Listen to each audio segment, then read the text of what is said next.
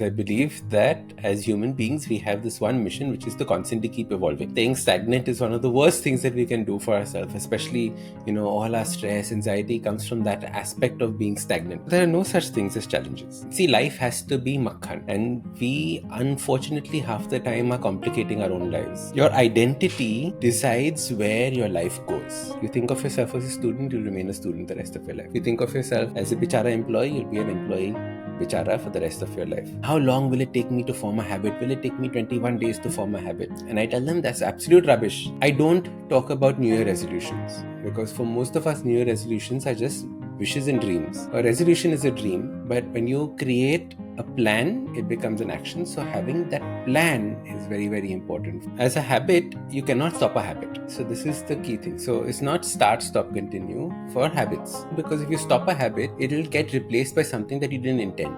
We don't realize this, but many of the habits that we have are things that we picked up from our parents, we picked up from our grandparents, we picked up from our friends, things that we never wanted, but we suddenly got.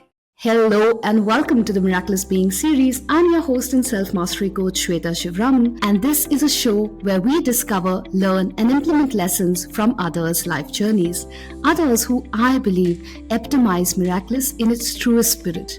People who live life to the fullest, practice what they preach, and have worked really hard to get where they are and are continuously working on themselves and doing the inner work to keep thriving consciously. So let's get started. Today's speaker needs no introduction, and he's actually been on the show before. From being unhealthy, overworked, stressed, and sleep deprived to turning his life around, Ashdin Doctor is a habit coach, podcaster, TEDx speaker, and the author of not one but 3 best-selling books. He's passionate to see people transform their lives one habit at a time, and I'm super excited to have this conversation with Ashdin. It's always power-packed and insightful, and let's dive in.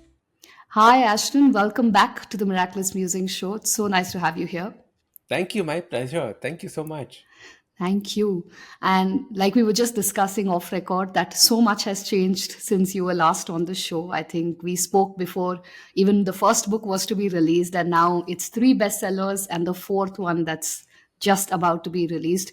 How has the journey been, Ashton, for you over the years? So my company is called Ormax Evolve because I believe that as human beings, we have this one mission, which is to constantly keep evolving.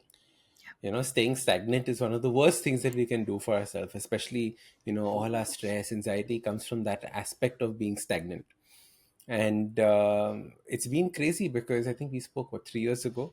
Yeah. So since then, I think on the Habit Coach podcast, we did about 1,500 episodes. We launched, like you said, 4 books. So the first book was called Change Your Habits, Change Your Life, which was Yeah. by HarperCollins. Then we did a children's book as well, which is a very interesting experience in itself. Then after that, we did a book called One Habit a Day, which is by Westland. And then the latest book, which is called Small Actions, Big Results. So this one is just being launched as we record this episode. And I think the whole idea is, so funny, Shweta. When I started, when my first book came out, I was like, yay, published author, woohoo. And my friend said, but why did you write a book? Nobody reads anymore. So it was really funny saying that, like, yeah, like nobody's really reading as much, but how do we then inculcate this whole desire to grow, desire to learn, desire to inculcate change, etc. Apart from that, been traveling the world. One of the interesting things I did was I started putting symbolisms of the world around my table. So my mouse mat and my desk mat is the globe. And as a Wow. result, as soon as I started doing this, I started thinking international and I started traveling all over the world, all over the place. So that's another interesting way in which life changes, but with intention. Yeah. Yeah. Love that how you pronounce the whole aspect of with intention. Oh. And I'm sure that while this journey might look like a rosy path from the outside in, it must have been filled with its own challenges and thorns. So curious, what were some of the biggest challenges that you had to navigate over the last few years, and what helped you navigate that? So there are no such things as challenges. Hmm? Like, see, life has to be makhan. And we, unfortunately, half the time are complicating our own lives. Life is not trying to throw you a spanner, life is just trying to teach you things. So every time you think of it as a challenge, it's like, oh, something I have to overcome. And as a result, your mindset turns into overcoming, your mindset turns into poor me, your mindset turns into why is life struggling with me. But there's no such thing as a challenge. It is only what is it that I have to learn at this point in time. So, for Fascinating. example, I'd never written a book in my life. So I first had to learn how to write a book. So what does Ashdin Doctor do? He reads 4 books on how to write books, right? So I understood how the best in the world write books. So Stephen King, how does he write books? How does some of my favorite authors? What is their process? Right, Neil Gaiman. How does he think about characters? And what I did was using those, I started creating and forming my own path and habits along the way. So it wasn't, like you said, a challenge. It was like, what is this curiosity that I can use and learn something new from? So that is the mindset that I operate from. So it's never a challenge. So I wrote the first book called Change Your Habits, Change Your Life. Then the HarperCollins children's team said, "Arey, we loved your book. Will you write a children's book for us?" So I was like, I've never written an adult's book. So I've never written a children's book either. चलो देखते हैं कैसे होता है. So then I started learning about children, about how to understand, how to write for children, how to create characters, how to string a story together. So these are the ways in which I started approaching all the things that came my way. It's all learning experiences. And while habit coaching is one of the smaller things that I do. We have a very large NGO called the Light of Life Trust, which works in rural areas, empowering children to get out of the generational cycle of poverty. Over 2 lakh children, all of that. So, if you think of 2 lakh children, my God, tension, then you're screwed. Instead, you have to start thinking of it as, wow, what is the learning here? Why is this child dropping out? How can I help him? And in that way, you start approaching different aspects of your life, whether it is work, whether it is relationships, which is a big thing now, whether it is the exams that you have coming up, friendships, etc. So you have to see, what is this trying to teach me? What is the learning here? Yeah, and that's such a powerful reframing, right? Instead of looking at it as life throwing us spanners, but what is it that what is life trying to teach us? So I'll reframe my question too, and Mm. probably ask you And same. and the way is that and if you think of a challenge, Mm, it's only a challenge because you haven't grown up for it. Meaning, yeah, now if I look back, it's no longer a challenge because I've done it. So true. it was only life asking me to level up at some level. Yeah, Correct. yeah, We think of it as musibate, but it's not that. It is life asking you to chalo, evolve a little, grow a little. yeah, That's all it's saying. yeah. I love that. And if I were to reframe that question, right, I'll probably now ask you, what were the biggest lessons you learned from life over the last few years? Your identity decides where your life goes. It's your identity. You think of yourself as a student, you'll remain a student the rest of your life. You think of yourself as a bichara employee, you'll be an employee bichara for the rest of your life. What I realized is I had to reframe who I was at each stage for each evolution. So I had to think and become an author in Yeah. order to be an author. I had to change my identity. The best way of doing this is to have um, little hints of what this identity is going to be sprinkled throughout your house, room, life. So I had a little post-it note on my computer table that said that to sell 1 million copies, because I have something that a million people can benefit from. So this is for my writing, right? Um, at the same time, everywhere on my Google Drive, wherever I was writing and storing all the chapters, the folder was called bestseller books. Yeah. So in my mind, I'm queuing myself bestseller books, creating that identity of a best-selling author. Now with this last book, I've changed the folder name to international bestseller, because now my identity has changed to international bestseller, because that is where I am now thinking and growing. So you see, you have to first change that identity, and then once you have that very clear shift in identity, everything else then can slowly move in that direction. Yeah, How powerful. Almost like you're priming your environment for the identity you desire to step into. You have to change it. Very Yeah. often we say, I'm going to change, I'm going to change, I'm going to change, but we never change the environment, we never change our thinking. And I Yeah. think, like we discussed in the last podcast, that habits are divided into physical habits and mental habits.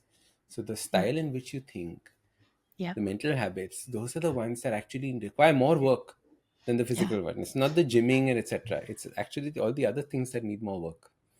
Absolutely. Absolutely. And I think since we touched upon habits, right, and your entire purpose is around that, saying how can you transform lives one habit at a time. And I think that's such a powerful macro vision with a very micro intent already built in, right? You're just talking about one habit at a time, and it's so powerful. I'm curious, right? In today's day and age, when everything is constantly shifting and changing, uh, what makes you anchor yourself in this whole art of cultivating habits? Things are shifting and changing, and so are your habits. Yeah. So the thing is that we think of habits as permanent things for the rest of my life. We don't see of habits as evolving with us, and very often our habits evolve with us. So we have to start thinking about habits in that way. So people tell me, Ashton, how long will it take me to form a habit? Will it take me 21 days to form a habit? And I tell Yeah. them that's absolute rubbish. I've never seen anybody form a habit in 21 days. It's wrong. It was misquoted from a book called Psycho-Cybernetics. The 21 days is a rule for if you amputate your arm, how long does it take for you to realize that you don't have an arm? Because there's Oh. something called phantom limb syndrome. So it took 21 days typically for people. It has nothing to do with habits. It has something to do with the way the mind rewires itself. So, anyways, so I say 21 days is rubbish. But more importantly, why are you in such a hurry to form a habit? Yeah. Why are you in such a hurry to form a habit? Because this habit is supposed to be there with you for the rest of your life. As you grow and change, the habit's supposed to grow and change. So instead of focus on maintaining that habit for the rest of your life and growing with the habit, instead of trying to say, I now have this habit, I don't have this habit. Yeah. And if I remember right, I think you also had a very interesting definition of a habit, right? You don't define it as something that you just repeatedly do every single day. So Um, a habit is a small action or a thought that is repeated at a set frequency, and it can be conscious or subconscious. So, we normally think of all habits as subconscious. yeah. Oh, I don't know how I tie my shoelaces, but I tie my shoelaces every morning. Subconscious. But you can't subconsciously go to a gym, correct? So it is not, all habits are not subconscious. Secondly, they can be physical, so tying your shoelaces. They can also be mental. So, for example, waking up in the morning and saying life sucks is a habit, Yeah. right? Oh, I don't have money. The thought of don't have money is a habit. you know Yeah. all of those are habits, and getting out of those thought habits are far more powerful than just thinking action oriented habits. Yeah. Yeah. Fascinating, right? I love that. Conscious and subconscious and physical and at a thought level. Uh, and since we are actually doing it almost at the end of the year, and we will be reflecting, most of us will be in that space of reflecting, saying how did this year go by, what did we do well, what did we not do well. I'm curious, as a habit coach, do you have like these end of year reflection process to actually review your habits? So journaling is one of the best ways. So I normally journal and say, so how was the year that I have, and I write that down and I look back and what were the main aha moments, what are the main learning moments from that year. So I write that down. Then what I do is I create an intention for what my next year is going to be. So each year I have a particular theme that I follow as, um, understanding something about either life or myself or work or any aspect, and then deep diving into it, completely throwing myself into it and changing which each year as it progresses. I don't talk about New Year resolutions, because for most of us, New Year resolutions are just wishes and dreams. They don't turn into action. So we need to turn into action. So a resolution is a dream, but when you create a plan, it becomes an action. So having that plan is very, very important for. this. You know, there is. I saw this meme the other day on Instagram, and I'm totally going to steal it. It says that vision board scratched out, and near it was written action board. So stop having vision boards, start having action boards. So if you have a vision board, fantastic. You've got like one black Lamborghini on it. You've got one, one palace in the Himalayas or some God knows what you've put on your vision board. Next to it, what are the actions that you need to be taking in order to get that or become that person who has that? That is the way in which you start thinking about this whole transformation that you need to be doing for this coming year. Who do you need to become? And this is the key part of any aspect of your life. If you want a job promotion, who do I need to become that is worthy of that job promotion? If I want to be in a relationship with this particular kind of person, who do I need to become to be that kind of person that is in a relationship with them? You cannot say, I want this person in my life and then I'll stay the same. No, no, it's up to them to change. No, why do I have to change? No. So you have to realize that there are steps that you follow. You have to become the person that can hold, almost become worthy of whatever that vision is that you have in your mind. So a large part of my planning for the next year is this: who does Ashton need to become? And each year it is, who does Ashton need to become? And it doesn't come, and this is so important, Shweta, it doesn't come from a place of I'm not good enough. Yeah. It doesn't come from a place of I'm good for nothing. It comes from a place of saying evolution. If I believe the purpose of life is evolution, then we have to constantly evolve. So who do I need to become? Who do I need to become? Constantly. And then once you've decided, let it go. Don't look at it for a while. Because then subconsciously you're going to start choosing things to become that person. Fascinating. And I love how the emphasis is so much on the being aspect of it, right? What you're saying is that yes, the doing will happen naturally, but the priming the mind on who you want to be Now, is the doing doesn't biggest. happen naturally, huh, Shweta? I Doing mean, is if the you are hardest part. People need fatkas to be able to do it properly. okay, then let me come back to that part. Okay. So, one, what you're saying is asking yourself this question of who do I need to become, right? In terms of if I want that promotion or whatever goals that I have, actually having a plan. And this links back to what you shared, right? About having that identity ever expanding about who you're becoming. And then, like you said, the doing doesn't happen automatically. Um, what is it that actually makes it happen? Do you have a plan for action? You have to have a plan for action. So that is your habits. Your plan is your habits. What are the small things that I need to do in order to achieve it?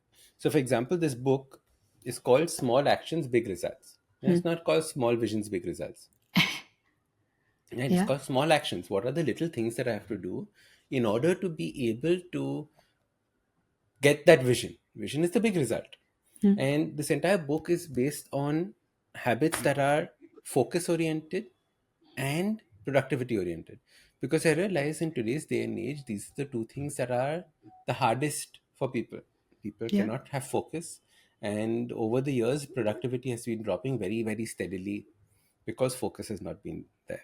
Mobile phones being one, the kind of work that we do, second, always being on call. So all these little things add up to a drop in focus and a drop in productivity. So learning how to do that is the next key part of our life and evolution. I love that, right? So, focus habits and productivity habits in terms of really putting that vision into action. So, yeah, I think one of the simpler ways I used to do it earlier was around just looking at what do I need to start, stop, and continue, right? As a coach, that's what I hold the space for others to do, and also reflect for myself, saying what are some habits I need to start doing, what is it that I need to stop doing, because we also have a lot of bad habits that are unconsciously cultivated, and saying what is it that I need to continue doing. But I like this segregation of the kind of habits also, right? And maybe even the physical and emotional habits in terms of what helps us upgrade our mindset, and what is it that we need to physically do to take care of nurture of our body. So as a And habit coach, I'm going to just tweak something that you said because I okay. think it's critical. Yeah. As a habit, you cannot stop a habit. Okay, so Is it? this is the key thing. So it's not start, stop, continue for habits. It Okay. might be for other aspects of life, but for Hmm. habits, it's not start, stop, continue, because if you stop a habit, it'll get replaced by something that you didn't intend. So it's always either what is it that continues or what stays and what gets replaced. So it is stays and replace, stays and replace, stays and replace. So the replacement is by default a stop and continue. I mean, stop and start. But Hmm. if you don't have a replacement for a habit that you're stopping, then you are um, going down a spiral, I would say. So I'll give you an example of my grandfather, Hmm. my mother's father. He used to be a chain smoker. So he used to have cartons and cartons of cigarettes at home that he used to Hmm. smoke. Hmm. One fine day, he said, I'm going to stop smoking cigarettes. Super. Everyone was very happy. Yay, celebration, etc. Yeah. The packets of cigarettes stopped. But then he became obsessive compulsive pill popper. He used to pop medicines. So then we had cartons of medicines that came in the place of the Cigarettes. cigarettes, because the need was there, which didn't get replaced consciously by something else. It got replaced by something subconsciously, which is just as bad as the smoking. So Hmm. unless we learn what we need to replace, we'll stay the same. So it is not stop and start for Yeah. habits. It is replace and continue, or replace and Stays. stays. How powerful. When you were sharing that example with your grandfather, it reminded me. So I did like this no coffee challenge, like that I'll stop having coffee for 30 days. And by the end of the 30th day, I had started having tea, right? Because I needed something to, instead of Correct. that coffee. And what you're saying is so powerful that we need to also consciously replace that. You have to Okay, decide you don't what. want So, to for do it. example, you go to a cafe that only has coffee. How are you going to have? Right? So, like, for example, Starbucks doesn't have a single caffeine free drink. So what will Yeah, you have there? Like a 0 calorie caffeine free true. drink.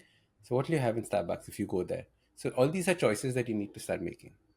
Yeah, and I love that you consciously choose that before you actually enforce, right? Because then there's no room for ambiguity in the process, that you already know that this is what you're going to do in this ABC situation. Yeah. Beautiful. And I think one other thing that, we touched upon earlier is that a lot of us have, intentions, like honorable intentions about replacing our habits and changing for the better, right? I think in today's day and age of the world of information, we all know what we are supposed to be doing, but it often is very hard actually implementing it. So, what are some um recommendations from your experience that you would say that if people were to do that conscious review, identify what habits need to stay, what habits need to be replaced, how, what is it that you will recommend that they can, the listeners can do to actually stay on that path and not quit or leave it halfway? So the first book, which is called Change Your Habits, Change Your Life. So step one, they can read that book, because it's basically about how do you form habits and what do you do with it. So in that we cover the three golden rules of habit change. The three golden rules of habit change very briefly. Obviously, in the book, it's in more detail. Start stupidly small. So which is make the habit stupidly small. So stupid, so small that you feel stupid not doing it.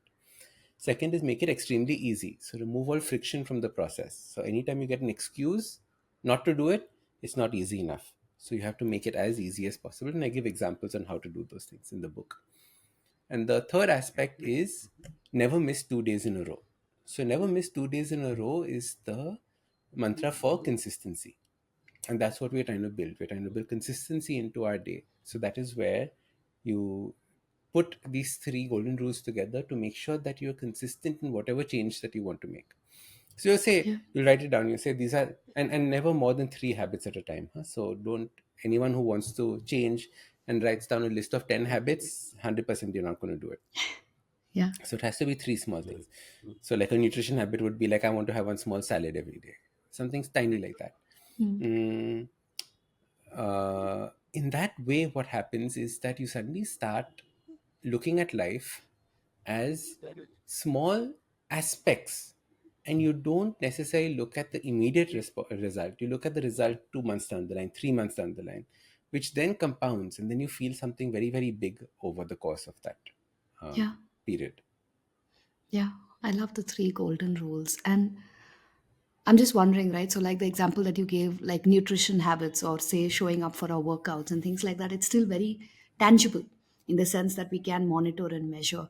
But you also spoke about emotional or mental habits. Anything that you have in terms of being able to measure progress in those kind of habits that are not quite quantifiable? So it depends on the kind. So a large number of mental habits change by the words that you use. Correct? So, like for example, oh, I want good things in life. So good is a very ambiguous word. It doesn't mean anything to anybody. What is good? My good is different from your good, right? So I want a positive change. Positive is different. Positive tells you a direction. Good doesn't tell you anything. Yeah, So positive, negative is a better way of speaking about things than good or bad. um, Certain words that you can completely remove is I should be doing this, it is my duty to do these things. These are words that create guilt. Should is a word that is used to manipulate people into doing things out of guilt. Duty is a word that's terrible. It's one of those dirty words because it means that you don't really want to do this, but you're being forced into doing it. Right? yeah, If you do something out of love, it's not a duty. So a mother who's doing something out of love for the child, they never feel it's a duty. They feel it is something that I want to do. So yeah, you notice that these are the little aspects of your life, and the whole thing is how do you become conscious about your life currently? We don't realize this, but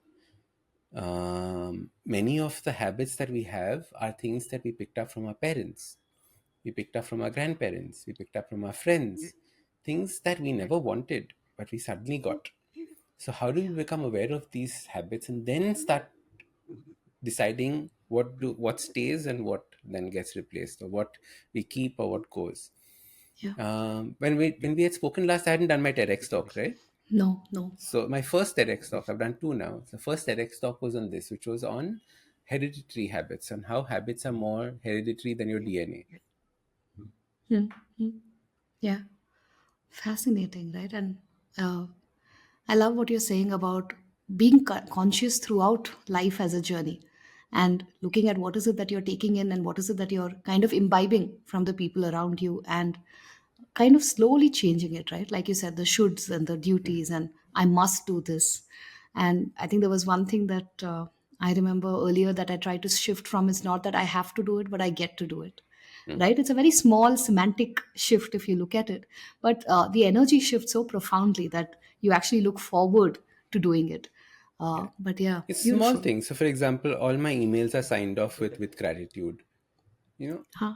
Yeah, and I try not to make it a part of my signature. So I type with gratitude every time because then it makes me feel the gratitude for whatever is happening, whether it's a good meal or bad meal or whatever, positive meal or negative meal, whichever it is.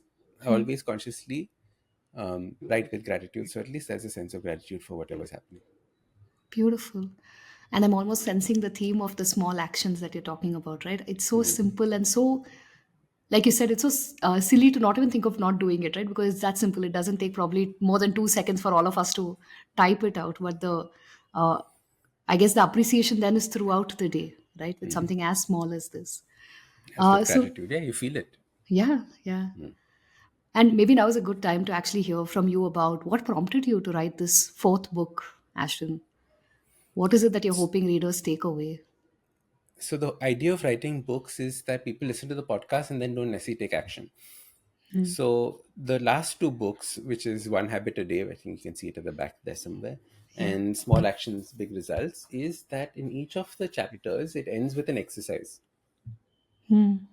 So the exercise is prompting you to think and give your own action points for what you're going to do now after you've read this book, this chapter, right? So as a result, people are reading this book very slowly because they're saying, no, no, I wanted to write the exercise and I wanted to do it before I went on to the next chapter.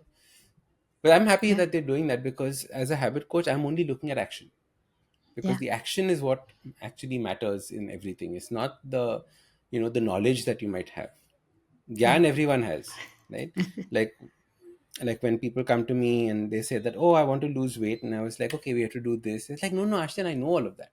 I've read every book on this. I was like, yeah, but have you done it? So there's a difference between knowing and doing, and that is where Yeah. the whole that's where everything is won or lost. Yeah. Yeah. Absolutely right. True. And I think one of the things, I'm yet to dive into the book, but one of the things that was there in the blurb that I found very intriguing was this question that you put in the blurb saying, what is the trick to getting stuff done while keeping anxiety at bay? And I think it goes back to that productivity habits that you spoke about, because a lot of us are overwhelmed and worried about doing things than actually getting them done. So, what is your perspective on it, on how people can actually do more without worrying more? So it's beautiful that the word anxiety now is being used very loosely, right? We're not anxious about things, but we still say, "Oh, I'm so anxious about it." In the same way, overwhelm. In the same way, trauma. They're all words that have very, very important meanings, but we're using them in a loose fashion. Yeah. So to think about anxiety, and I've written it in the book because many people think that work is anxious. Work and Mm. anxiety mean they have to go hand in hand. Like I cannot go to office and not be anxious. That's how most people approach life. Like every time I do workshops for corporates, this is what they say. Arey, life matlab that some fire will be there. No, I'm so scared to open my email. I don't know what will come. So the whole idea is how do we become more productive without increasing this level of anxiety? Because we're doing things that are small. We're doing things that are easy but that have a profound effect over time, and the profound effect is what we're going for, not necessarily that feeling of anxiety. Many people think that I can finish everything with that last minute panic, which is why procrastination is something that is so powerful and used all the time, because Yeah. only that's when people think get things done. Nobody gets anything done before that. Yeah. So procrastination, learning about precrastination, how to do things beforehand, all that is it's there in the book. There are lots of interesting chapters like this. So how to use your flights more productively. Like we all catch flights to go to, So there's a beautiful chapter called Flights of Productivity, which is basically when you're flying, how do you be more Mm. productive on a flight? Because I was sitting on a flight and I realized everybody is just watching something on YouTube or their phone, etc. And it's 2 hours of undistracted time. It's the Yeah. only time you don't need to use your phone because nobody's going to be messaging you at that time. So True. how do you use that time for something more productive? How will you measure your work? We measure work and output. So how do you do those things? How to, the Bruce Lee phrase, be like water. Have you Mm. heard of it? Be Yeah. like Yeah. water. Water takes Yeah. the shape of this cup. Water takes the shape of a kettle. How do you mold? And how Mm. to be persistent. So Yeah. all those little habits are all part of this book because they really change the way that you start looking at productivity. And it's not just for people who work. Yeah. Productivity is often misunderstood as I'm in jobs, so I need productivity, but productivity is needed for your home as well, Yeah. right? A person who's taking care of the house, the more productive she is, the less time she or he has for the more time she or he has for um, resting or Yeah. doing things that they enjoy, like a hobby or a side project. So productivity is everywhere, including as a student, Yeah. including teaching this to your children. So there is a sense of productivity that exists all across, not just in regards to working people. Yeah. True.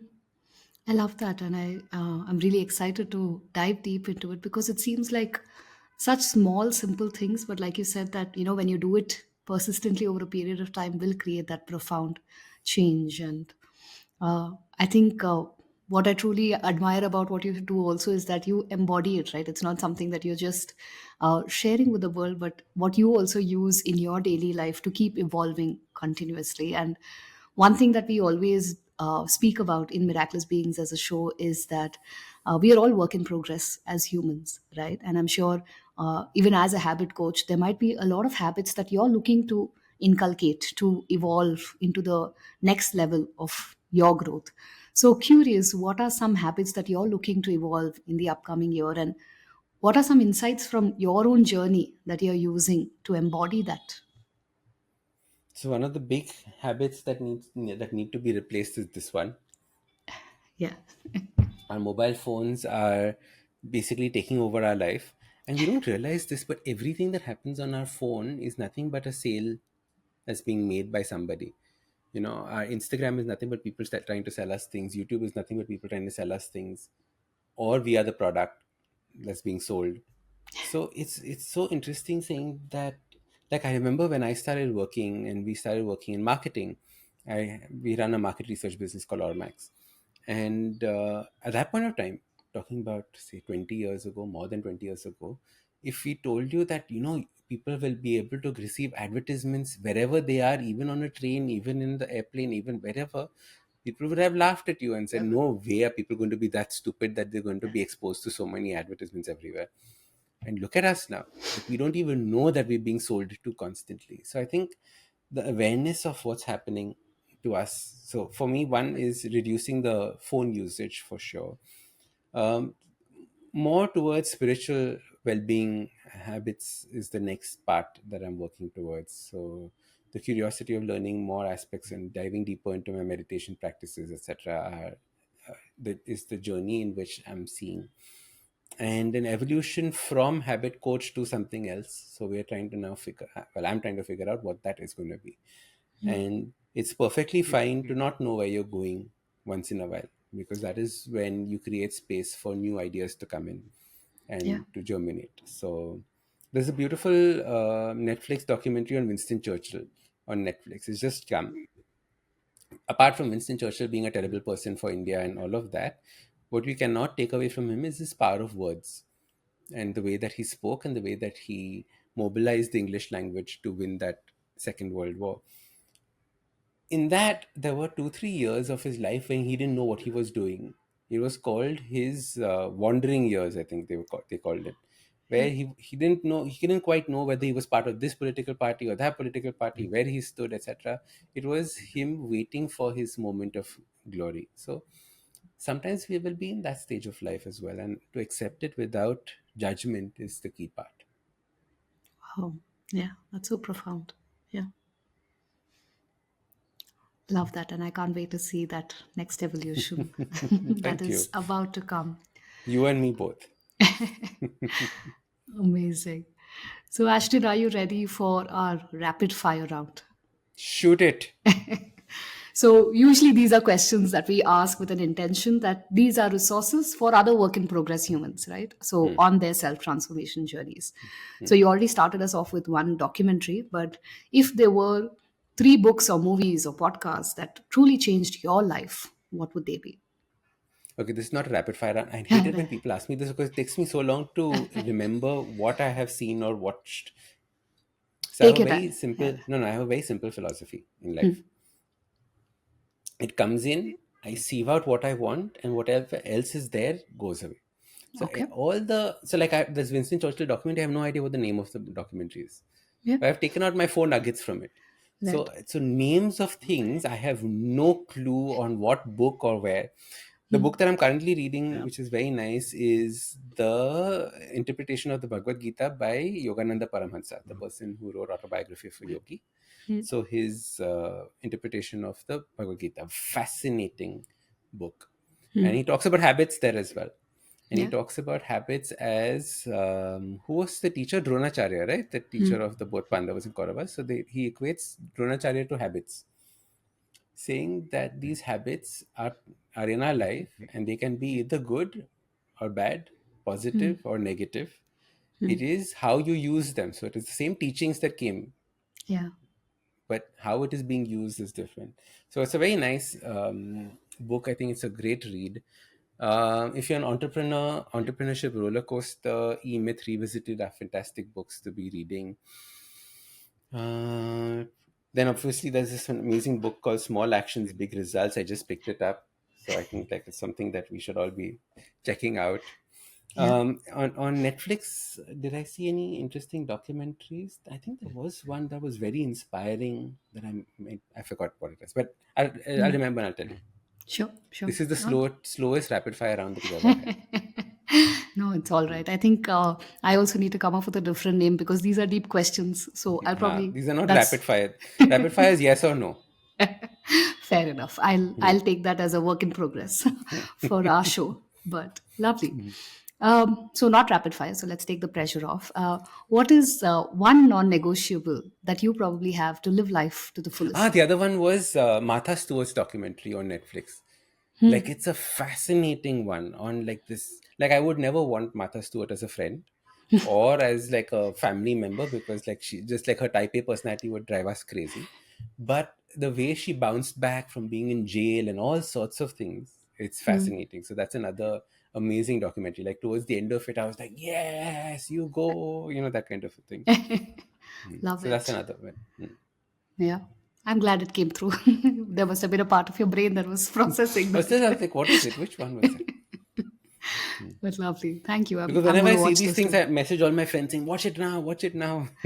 Yeah. Yeah. I'm not a big Netflix person, but I'm definitely going to watch these two now. But love it. What is one non negotiable that you have probably to live life to the fullest? One practice or one routine? I think understanding your spiritual avatar is something that is now becoming some that I think is becoming a non-negotiable for most people. Unfortunately, we are so trapped in this world that we see. Hmm. So in yoga, we have these different koshas. Are you familiar with different Yeah. koshas? Yeah. The So we have these Panchakoshas. five, right? These five koshas, which are layers to ourselves. Hmm. And the first layer is the Annamaya kosha. Annamaya kosha is the kosha of your body. Yeah. Basically, anything that was food, Anna is food. So whatever was food, anything in your body was food at one point of time, and we are stuck there. So going to the gym, but then afterwards, then you have Vijnanamaya Kosha, which is then mental gym. Also, you need to go to. You need to get new learnings in place, Yeah. and then there is also our spiritual gym that we have to go through, where you understand there are aspects that we don't necessarily fully know about, but can feel, sense, and understand throughout our life. So even these little changes that we make in terms of the words that we use, the way we interact with each other, are all aspects towards this. So I think understanding your spiritual self, I think, is something big. Yeah, powerful. So actually, that was step one that I actually started off when I wrote Far From Fine, and I said, what is that? How do you transition from living on autopilot to intentional? And I started with this Panchakoshas because having that holistic understanding of who we are is the starting point to then say, now what do I want to do? Right. And I love what you're saying, that is a non-negotiable these days, to say what is that spiritual avatar. I Yeah. think our spiritualness is completely waning. It used to be there, but Yeah. I think in this digital world, I think it's sucking it up. So it's very interesting. There was so in when you go back to understanding history, etc. In many of the ancient texts, there was a devil called Ahriman. Okay, Ahriman was the person who was going to bring about the downfall of mankind, and the way he was going to do this was in the form of technology. So technology like this, technology in the form of money. So if you notice, most of the things that are now, you know, shaking us as human beings are these aspects. We're all money minded, Yeah. focusing on that as an aspect of success. Yeah. You know, first time in history, success has been so linked to cash, Yeah. right? And the things that you own, as well as, for example, the way that, our digital devices are controlling us. So it's interesting. True, true. And I think that's a very important question that I learned to ask myself very late, saying, what does success actually mean to me?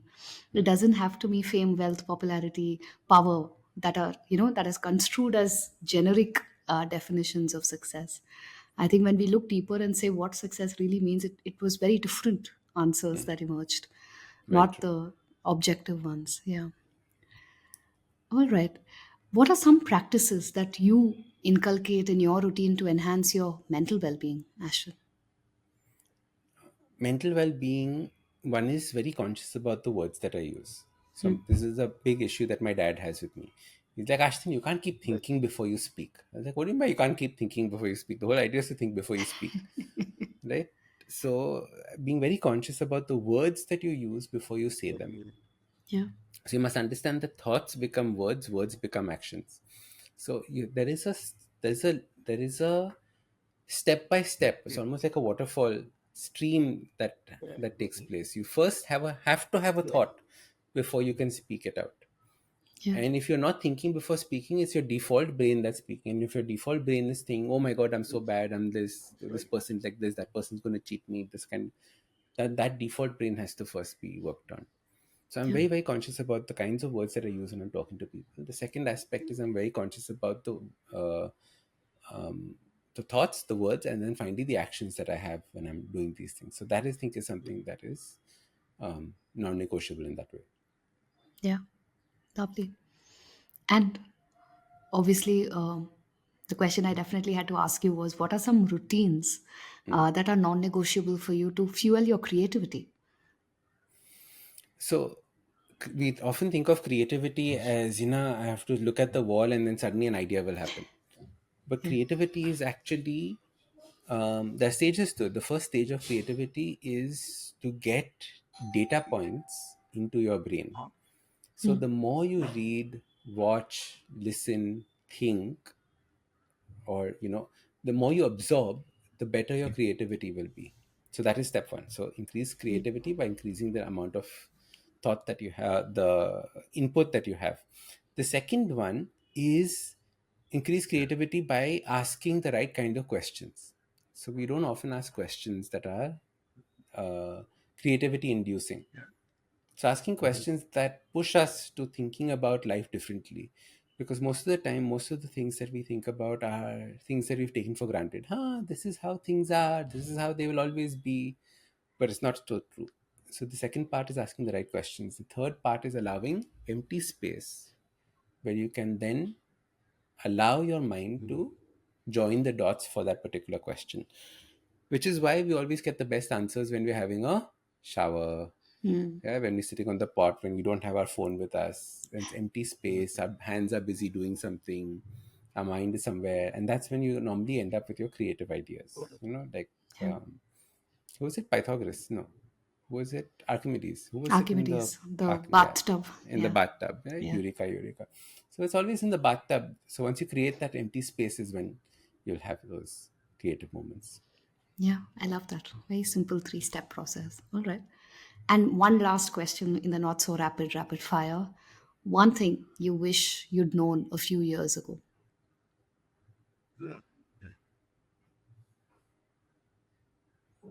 Alas, so many things. All You, right, go for it. you'll be here till like day after tomorrow. I think the power of letting go is something that's very, very beautiful. So, learning how to let go of things. So, for example, we've currently stopped the Habit Coach podcast, right? So, stopping the Habit Coach podcast again was an aspect of letting go of an identity that I had as a podcaster. Like, for example, you will see that the mic that I'm using right now is full of dust because I'm taking it out after so long.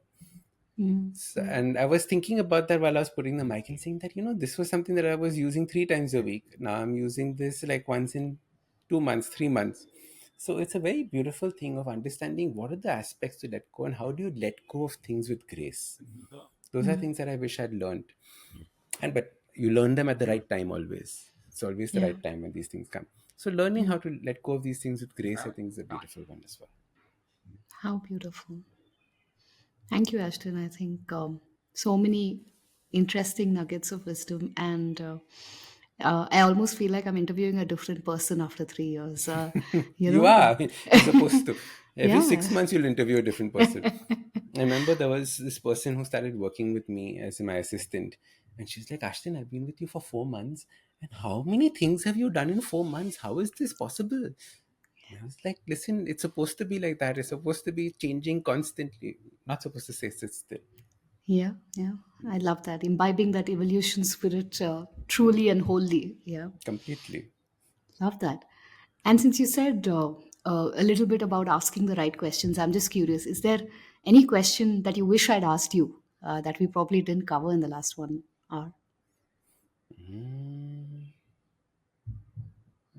No, I think you're good. I think you've completely like owned this podcaster interviewing technique that you've inculcated over the last 3 years. How many episodes, by the way, now?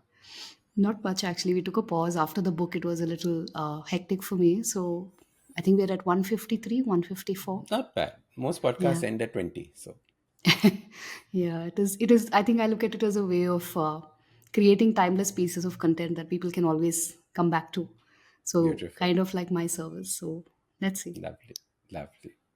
Super. But thank you Thank so you so much, much. Ashton, for taking your time out and for sharing all these nuggets of wisdom. I think it's always profound when it comes from such close personal experience. And I truly felt that energy throughout this conversation, and really grateful for your honest, authentic, heartfelt sharing as always. And wishing you the best in the wandering journey and finding your place in the next few years. Thank you so much. My pleasure. My pleasure. Thank you. Anytime. Thank you. If you like what you're listening and found value in listening to the conversations that we have here in Being Miraculous, please do spread the word and help us reach a wider audience so a lot of us can actually find success and peace and learn the art of thriving consciously without suffering needlessly. Look forward to staying connected. So share it with your friends and family, like, share, and subscribe to watch for more.